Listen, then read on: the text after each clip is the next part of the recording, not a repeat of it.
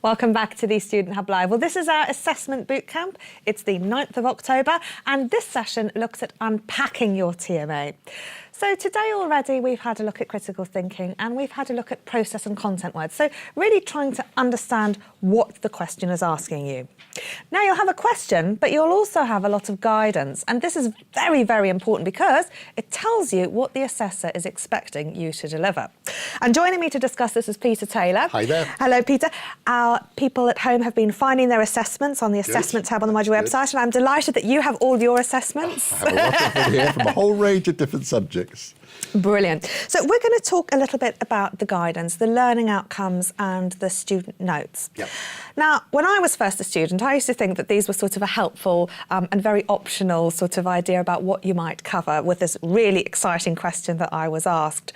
And only later did I realise how important the guidance was in terms of the feedback I was getting, and how when it said you might like to talk about these things, actually you really should talk about those things if you want the high marks. But equally it's your degree and, you know, it's your learning at the end of the day. But for students who want to be conscientious and really sort of think about getting those higher grades and following the learning outcomes, tell us about these two sort of things, in particular for new students who may not have heard of learning outcomes and guidance before. So one of the things I did was I looked across a whole range of different subjects and assessments in areas I know nothing about. But what I was looking at is, well, what advice and guidance is there to help the student understand exactly what's being asked? And there's a lot of stuff there that I think many students may not realise is there. So first of all, the learning outcomes. So there's this list of learning outcomes in terms of knowledge, skills, etc., which is the basis upon which the whole course is created. So the course is meant to deliver the teaching of certain knowledge and certain skills, etc. And the assessment is aimed at assessing that knowledge and skills. And so it starts off by saying this particular assignment, this particular question will assess a particular learning outcome. So you're immediately being told what it is that's being kind of assessed. And so that gives you your first kind of way in, even before you've actually looked at the question. And when I looked at some of these questions, some of them were saying, you know, we're actually going to assess knowledge from unit such and such. So it's immediately focusing on a particular area of the course. Now, the thing to remember about TMAs is that they're written by a module team. So they produce the questions, but at the same time that the questions are produced, there is a marking scheme produced. So this marking scheme is for your associate lecturers to use to be able to grade in a consistent fashion. Right. So the key thing here is to remember is that you've got a large number of students, reasonable number of ALs, and we want those ALs to be marking in a consistent fashion. So we give quite detailed marking schemes, which means that there is a clear intention of what the module team are looking for. So once they've kind of created their question, created their mark scheme, there are often guidance notes. And those guidance notes are often linked into that mark scheme. So the guidance notes are really giving you very good clues about what you need to write. And so, you know, looking at the guidance notes, looking at the question, answering your question, kind of benchmarking your answers with the guidance notes, I think is an important strategy for understanding what exactly the module team are asking. No, absolutely. We've got some different things for you to vote on at home. When you read a TMA question, how confident are you that you understand what's being asked? We've got some multi-choice questions about feedback. Have you been surprised in the past from feedback on a TMA? That's a tutor marked assignment. That suggests the markers were looking for something that you hadn't realised. And also, how clear is your TMA marking criteria to you? So, Peter, it's a really important thing then, this whole sort of combination of guidance and understanding the question. But you've said something in terms of these learning outcomes that I wanted to pick up on because it's quite interesting. Sometimes modules will say, you know, be able to apply a certain number of concepts to a different setting or be able to define key terms and da-da-da-da. And they might say, be able to describe, be able to write an essay. And you can sort of think, OK, there's a list of 6 things. They all sound perfectly sensible. But actually, maybe one of them, if we had a pie chart, would be like 40% of the whole thing, and others would be less. How can people start to understand what those learning outcomes are and how important they might be when they're reading the tutor notes? Because the tutor notes often, the student notes, sorry, they often give you a clue about really where that emphasis should be. Well, I've got one here that it says test learning outcomes KU1, KU4, CS1, KS2, KS3 and KS5. So there's a lot of learning outcomes within that. And those are key skills, and those KSs. Key skills. And one of the issues is that there are some which will have a greater emphasis in terms of the question than others. So I think you need to unpick what the question is asking. It's the kind of... And in one of the guidance notes here, it actually says, make sure you answer the question that was asked rather than the question that you wished was asked. Yes, an important thing. Which is a really important thing. But I've got a question here, which I thought I'd read to you. It's in chemistry, which is my subject, and it says... Peter works on the Open programme, by the way, which is why he's always doing interdisciplinary things, and he's also the head of assessment. So it's not uncommon for Peter to have a range of assignments, but he does like his chemistry. And this one says, compound 1 is an analogue of the popular analgesic paracetamol. Present a plausible one-step retrosynthetic analysis of compound 1 using a single disconnection to give a pair of synthons. Suggest suitable reagents corresponding to these synthons and give a forward synthesis for compound 1. There's a lot of words in there. Where's the process words, Peter? which are specific to chemistry. So things like retrosynthetic analysis, things like synthons, a single disconnection. They all have specific meaning within the subject. And so one of the important things when you're reading the question is making sure you understand the language. Yes. Because, irrespective, disciplines have their own language. They have and even quite simple words are used differently by different disciplines. So making sure that you understand how a word is being used in what particular context and what it means. And one of the great things about the VLE is it has this glossary of terms. So if you've kind of forgotten what a word means, you can go back and look up the glossary. Yeah. So the first thing unpacking is, even before you get to your process words and things like that, is to actually make sure you understand the language that's being used. It's interesting looking at, say, this is chemistry, and looking at some other maths questions. They tend to give lots of small questions with small numbers of marks. Yes. So in the arts and social sciences, you often get more essay-type questions, but certainly within STEM-type subjects, they're often, there's 6 marks here, 2 marks here, 5 marks here. So immediately you're getting a feel for what's important within the TMA just from the way the marks are allocated. So clearly, if that's worth 10 marks, that's going to be a bigger, more important thing than something else which is like 2 marks. The other thing to recognise is in the construction of the question, this has kind of 5 parts to question 2, A, B, C, D and E.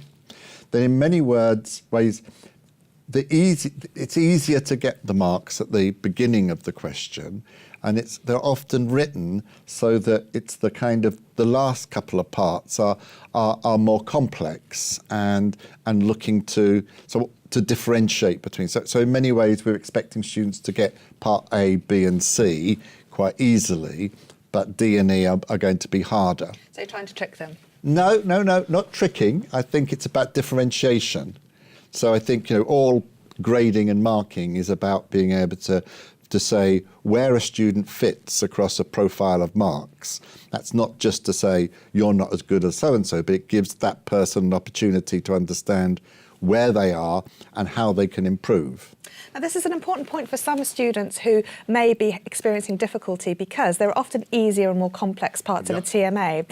And some students that I've had where they're saying, my mum's ill, I'm really far behind, I've had a cold, the kids are off school, da, da, da. And we say, actually, you can do some of your TMA, but let's look at some of the easier bits. And then we can identify things that can get them over the 40% pass, even if they haven't, submitted a perfect TMA. Now, how might students start to understand, apart from the level of complexity of the question, where things are more complex?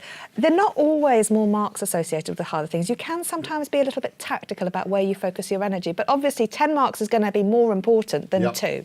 Yeah, so obviously if you're if you're going to be tactical and thinking about which are the ones I can get the most marks on, then certainly at the beginning of, if there is a multi-part question, the front end of that ought to be easier for you to get those marks. So that would be where you'd start. And if at the end, you haven't got the time to be able to really spend the extra time required to get those marks, moving on to the next question and starting the front end. So I think in those part questions, that's one strategy. I think it's with the long essay type questions, it's more trickier because there you're developing an argument and a narrative, and it's hard to do that quickly. Yeah. Now, talking about this whole level of complexity thing, it's really, really, really hard to get an 85%. Yeah. But it's fairly easy to pass if you answer the question that's set and deliver on the guidance that's there and write enough words. Yeah. So can you tell us about the sort of, increasing returns based on time and how students might start to tackle that, depending, of course, on what they have, and bearing in mind that every assessment is different in terms of time and place with what you've got going on at home and also how hard it might be? Well, I think it's important to recognise, first of all, that we do use the whole marking scale from 0 to 100.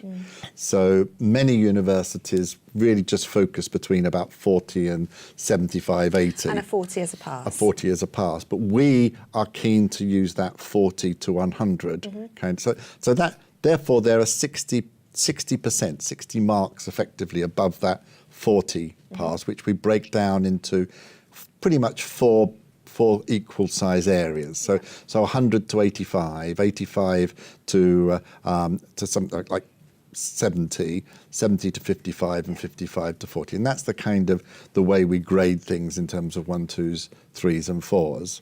So clearly, to get up at the top, that 1 is going to require a lot of detailed work. And so it's really up to students to be able to say, how can I get the most marks out of this assignment? I say one way is by doing the front bits of questions and really then just trying to fit in and push the mark up with the later sections as best you can.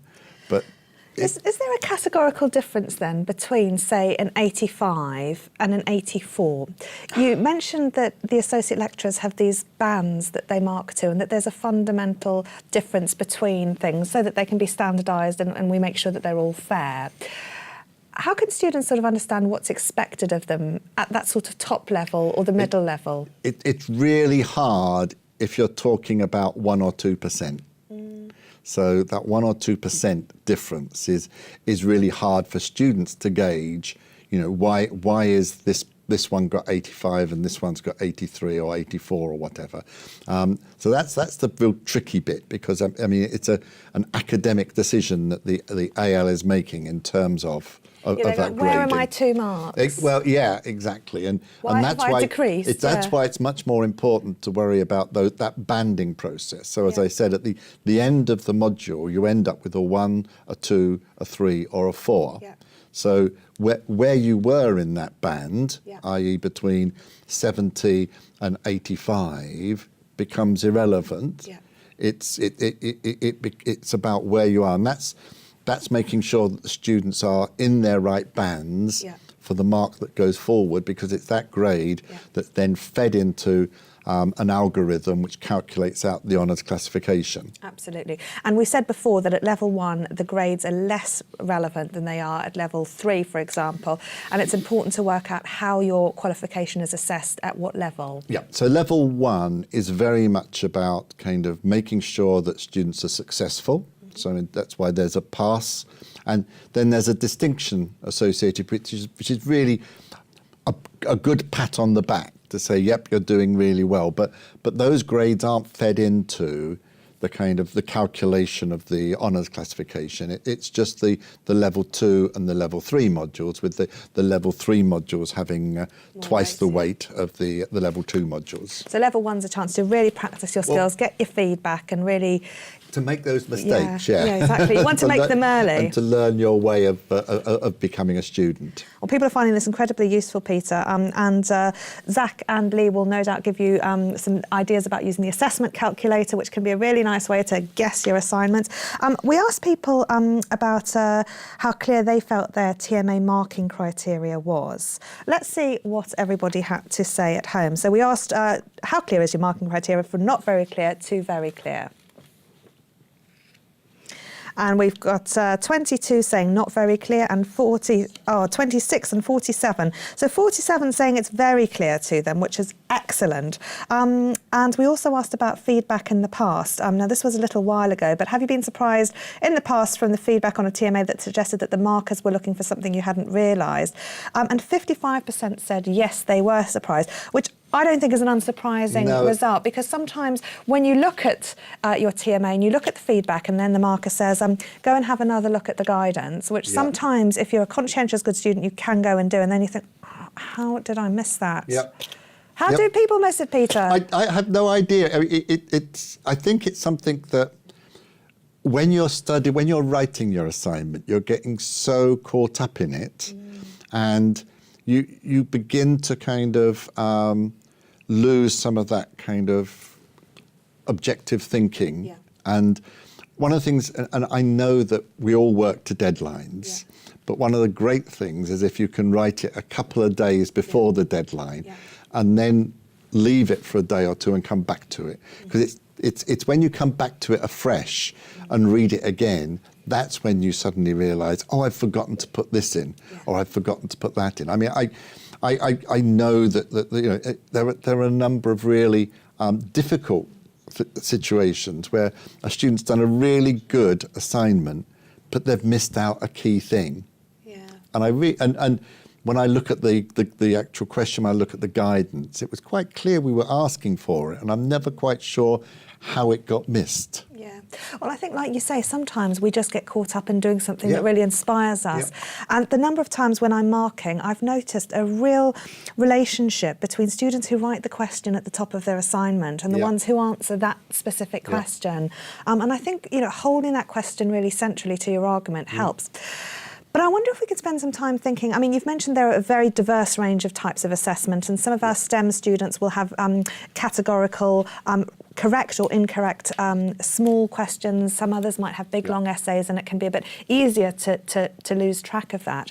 But how do people make this relationship between the learning outcomes and the TMA guidance, and then what they're delivering in terms of the question? Well, I think I've been looking at some of the guidance that's given, and, you know, it is really quite detailed, and I think you're really making sure you read that guidance, because, as I said, I think that was written with the mark scheme in mind. So I'm looking at one set of marking guidelines. It says, when marking part 1 of TMA02, your tutor will be looking for, and it's saying evidence of understanding about why and how we reference, the ability to identify correctly laid out references. So it's actually saying this. There's a clear message there about what the tutor is being told to give the marks for. So reading that kind of guidance. And in other cases, there's some really nice examples about when they've asked a question and maybe the notes are then saying, start off by explaining briefly what a SWOT analysis is and how it can be used by organisations.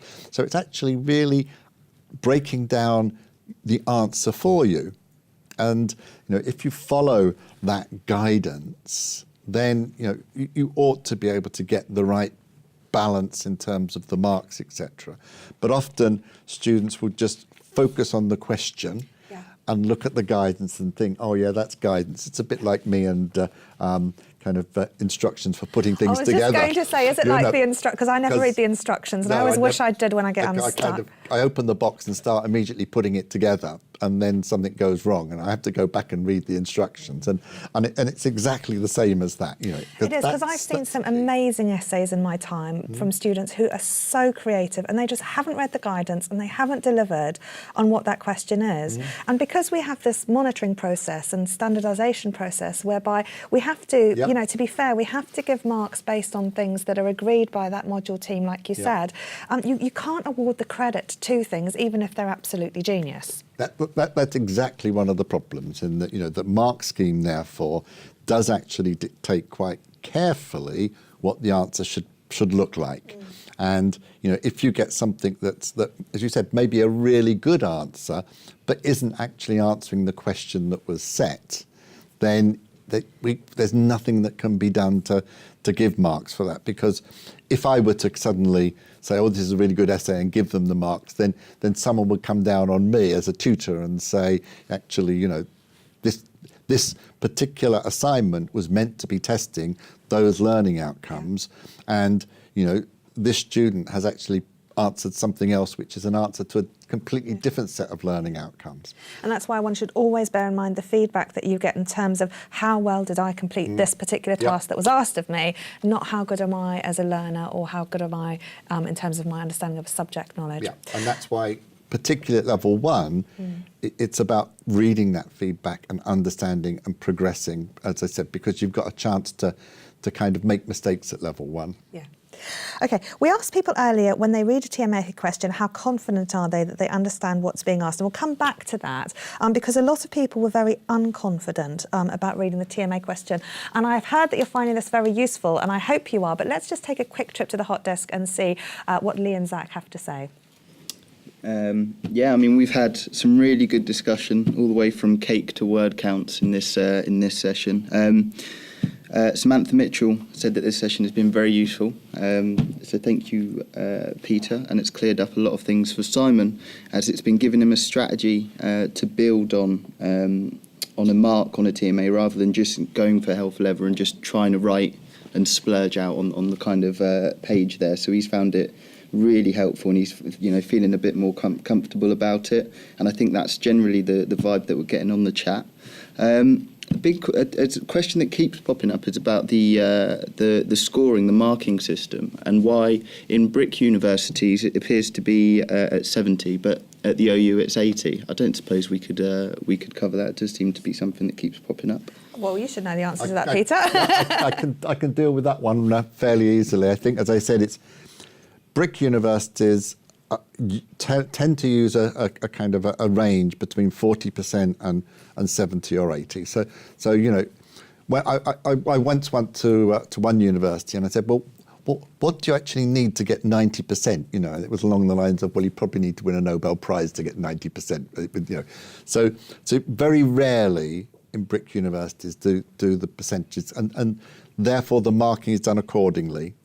We use a scale 0 to 100. We stretch that to kind of give greater kind of delineation between those students, and so that's why we use it. I think they aren't equivalent. You can't say, oh well, a 70 at a BRIC university is necessarily a 70 within the OU, because they're mapping onto different scales. Now, I want to check, Peter, that we've understood the question here, because I have a feeling, and it's just based on a gut feeling from some of my students, that this is about a distinction level as opposed to the actual band of the scale, because I think you're quite right in terms of what is awarded, but I wonder if people are asking about the potential. Zach, is it more about the potential, or is it about the actual scale in terms of where things are at? It is about the scale, yes. It's definitely about the why is it you need for a first class in a BRIC university going towards a 70, and why is it at 80 so why is it plus? Harder? Mm-hmm. I don't think it is harder. I think it's the same. They're just mapping onto the different scales. But also, I think it's important to recognise that at the award board, we do look at examples of students' material, kind of assessments, and we have external examiners in, and we do calibrate so that actually if somebody who's got, say, 80, and we look at the work and we say that's good enough to get a 1, then we would draw our borderline lower. So 85 is where we guarantee it, but actually depending upon how the kind of assessment looks in terms of kind of how difficult it is, because it does vary slightly from one year to year. It's really difficult to always get it spot on the same every year. Then we can kind of play around with some of those boundaries. Yes, I mean, students should be very reassured, shouldn't they, Peter, about the level of detail that goes into these exams, the cross-marking that happens to make sure that people aren't just marking on a whim, and again, how that boundary is standardised. It's all incredibly thorough and robust. I see you've got another maths assignment. Well, this is an interesting one. So this is a maths assignment, and right at the very beginning, it says, in the wording of the questions, write down, list and state means write down without justification. Find, determine, calculate, explain, derive, show all your work. So it's actually starting to try and unpick some of what the words mean. I thought that was a really nice example about how you can avoid getting into confusion about what a word means by almost having a little kind of glossary up front about what the words actually mean within this particular set of questions. So, and there's some other examples around. So here's a really nice example where students were asked to produce a poster. And right at the very kind of front end, it's saying, for this poster, you'll get 2 marks for the title, 1 mark for the author, 3 marks for the introduction. So really trying to kind of lay out quite clearly. It's amazing how many people forget the title, for example, on a graph. So just making sure that you read and you kind of just double check that you've got those marks. You put the title in, so you've got a good chance of getting those marks. Peter, this has been an incredibly useful session, and thank you so much for bringing along all this assessment. I must say, I'm so relieved that we're doing our essay writing workshops, and I'm not going to have to deal with any of this maths and different sort of ways of working. I mean, some students have been saying to me, I'm not sure what an e-poster is, I'm not sure what a poster is. And, you know, often we're trying to find innovative ways of assessing people, and really, you don't need to know what those things are. Just go with the guidance and sort of, you know, have it explained and ask your tutor if you're not sure. There should always be a clear explanation of what you're being asked to do. And if you don't understand, it's not your fault. There must be something you've kind of missed, and contact your tutor and they'll be able to sort you out. Absolutely. Especially it's helpful to email what you don't understand about it, as opposed to I just don't understand the question. I find those hard to answer myself. I don't know about you. Peter Taylor, thank you so much for coming along and bringing all those assessments with us. OK, we're going to have a short break now, and we're going to show you the Jenny Lee building, and then our final session for today's boot camp is going to be on essay writing. Isabella's coming along, and we're going to take a look at essay writing. So unfortunately, ignoring all those maths-based questions, but if you do have a question, do email us. And if you're a student who thinks, actually, I could do with a bit of help on this, that and the other, and I'd be interested in a tutorial in online rooms about this, that or the other, then let us know, because we've got some essay writing workshops that will be following this programme. So you can see those on the Student Hub Live website, and I'll tell you the dates a little bit later on. So that's where you can bring your essay along, and we'll actually help you unpick the process words, and you can talk to other students about how you might go about answering those. So stay tuned for our next session with Isabella, and we'll fill you in on all that. See you in a minute.